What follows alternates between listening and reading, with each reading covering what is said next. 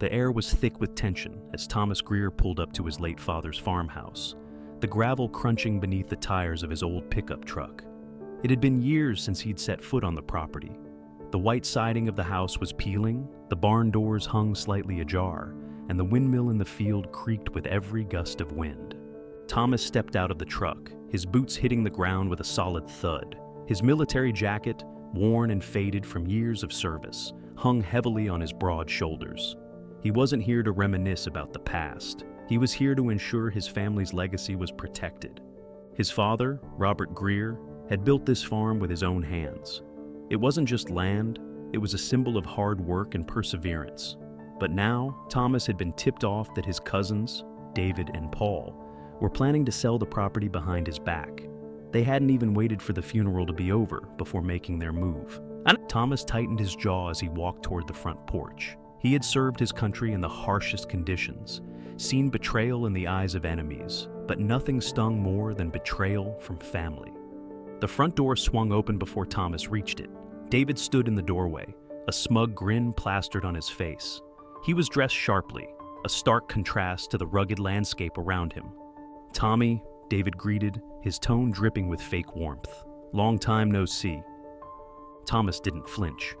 "Cut the crap, David. I know what you're up to." David's grin faltered for a moment before he stepped aside, gesturing for Thomas to come in.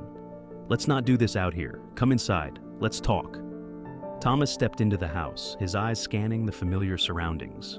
The old oak table his father had built still sat in the dining room, but now it was covered in papers, contracts, deeds, and sale agreements. Paul sat at the table, flipping through a folder. He looked up as Thomas entered, his expression cold. "You weren't supposed to be here yet." Thomas crossed his arms. "Yeah, I bet you were hoping I wouldn't show up until it was too late."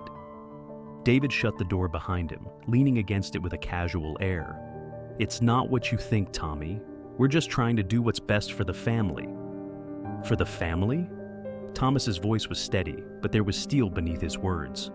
"Or for your bank accounts?" Paul sighed, tapping the stack of papers in front of him.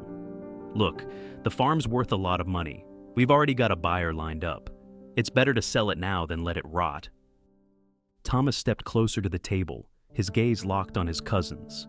"This farm isn't just dirt and wood. It's our family's legacy, my father's legacy." David shrugged. "Your father's gone, Tommy. It's time to move on." Thomas clenched his fists. "He left it to me. I have the will." Paul rolled his eyes. "Yeah, about that.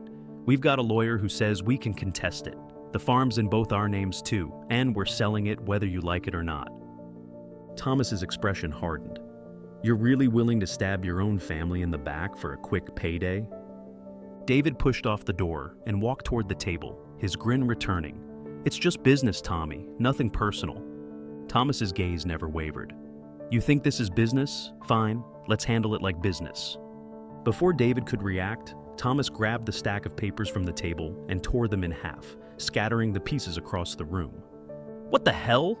Paul jumped to his feet. "You can't do that." Thomas stared him down. "I just did."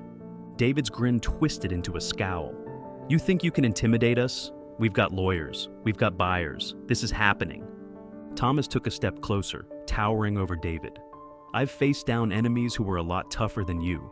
I've fought for what's right my whole life, and I'm not about to let you steal what my father worked his whole life for." David faltered, stepping back. "You're crazy." "No," Thomas said, his voice steady and calm. "I'm just done letting people take what doesn't belong to them." Paul glanced at David, uncertainty creeping into his expression. "Maybe we should rethink this." David shot him a glare. "No way, we've come too far." Thomas shook his head. "You've come too far, all right. Too far down the wrong path. Walk away now, and I won't press charges. But if you keep pushing, you'll find out just how far I'm willing to go to protect my family's legacy." David hesitated, then clenched his jaw. "You'll regret this." Thomas leaned in, his gaze unrelenting. "The only thing I regret is trusting you." Without another word, David and Paul gathered their things and stormed out, slamming the door behind them. Thomas stood in the empty farmhouse, the silence settling over him. He walked to the old oak table, running his hand over its surface. His father's legacy was safe. for now. And as long as Thomas was around, no one would take it away.